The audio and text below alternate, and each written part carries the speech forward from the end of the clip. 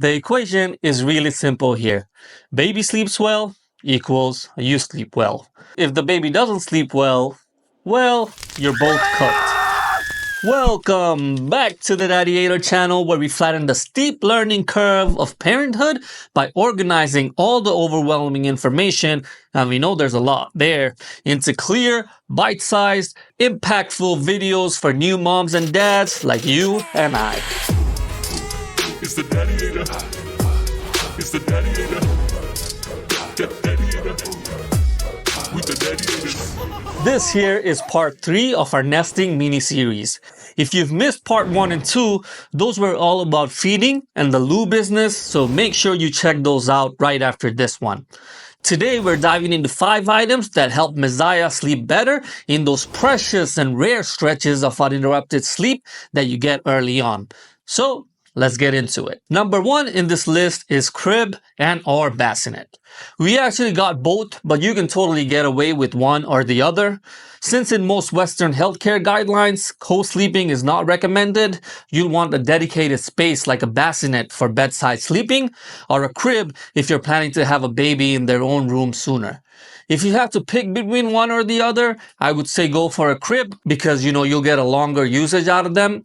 The downside is they're less portable compared to a bassinet. A quick pro tip here, for the crib mattresses, you can get waterproof sheets, and a trick that you can do is put a layer of waterproof sheet and then your regular crib sheet, another layer of waterproof sheet, and then a crib sheet, so that, when the baby does have a blowout, which they will, and it happens in the middle of the night, you're not having to change everything all over again. You're just peeling back one layer of the bed sheet and one layer of the mattress sheet just to expose a new fresh crib sheet backed by another waterproof sheet right underneath it. It's a total game changer because at 3 a.m. at night, it's a lot easy to just peel back a bunch of sheets instead of trying to put on new ones. And hell, I struggle with putting on fitted sheets even at the middle of the day after 6 coffees, so God bless me for trying to do that at 3 a.m. at night. Moving on to our number 2 here is blankets and swaddles. Now, in the early days, using blankets during unsupervised sleep is generally not recommended because of, choking hazards and things like that. It can pose a risk of covering the baby's face. Talk to your pediatrician about when it's okay to use them. Typically, it's when they have learned to roll on their own. But during the day, while we were watching him, we did use blankets for extra comfort. Otherwise, swaddles are your best friend. We found that the pre-made swaddles, the ones that come with zippers or velcros, work way better than open sheet ones that you just wrap the baby in like a taco. Our baby moved a lot, and probably more because of my lack of skills in folding a taco or folding that swaddle, I could never make those stick. So the zipper velcroed ones were the go-to for us. Number 3 on this list is a baby monitor. This was huge for us. We used the Cubo AI, and that was pretty good. Good video quality, cry detection, motion alerts. So it gave us a peace of mind when we weren't right next to him. To be honest, it actually gives you too many notifications and false detections sometimes, but better more than less. We did look into other options like the Owlet sock, which costs an arm and a leg, but it tracks the baby's oxygen and heart rate. Now, you'll hear me talk about SIDS a lot, which is the sudden infant death syndrome.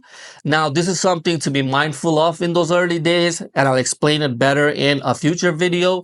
But this Owlet sock actually tracks the baby's oxygen and heart rate, so it can really alert you if the heart rate drops too low and the baby is at an increased risk of SIDS, and then you can intervene. That worry of SID has been very real for us, especially during those first few weeks when the baby's breathing sounds like a soft squirrel whisper. We just go into his room and see if his diaphragm is moving or not. I don't know if other parents freak out about SIDS as much. Let me know in the comments. But yeah, we tried our best, and there are certain things you can do to minimize the chances of it happening. Speaking of which, we'll roll into our number 4 product here. It's the pacifiers. Hospitals gave us some, which Messiah loved, but we brought a bunch as well to keep around the house.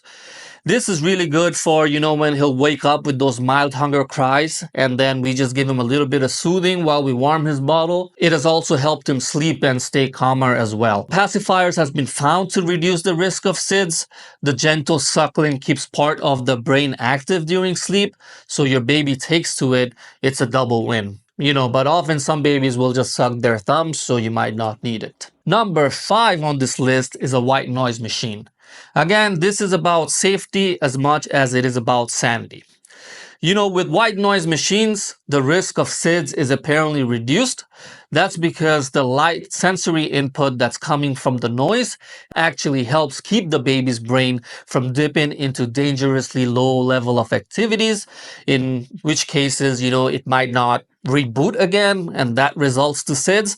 So, keeping it slightly active with the white noise playing in the background has been known to have some positive effects. And other than that, it's great for establishing a bedtime routine.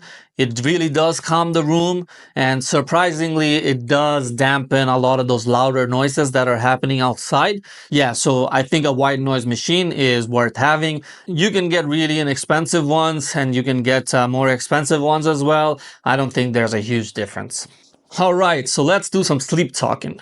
New parents, what's the longest stretch your baby has been sleeping these days, and how old are they? For OG parents, at what age did your baby start sleeping through the night?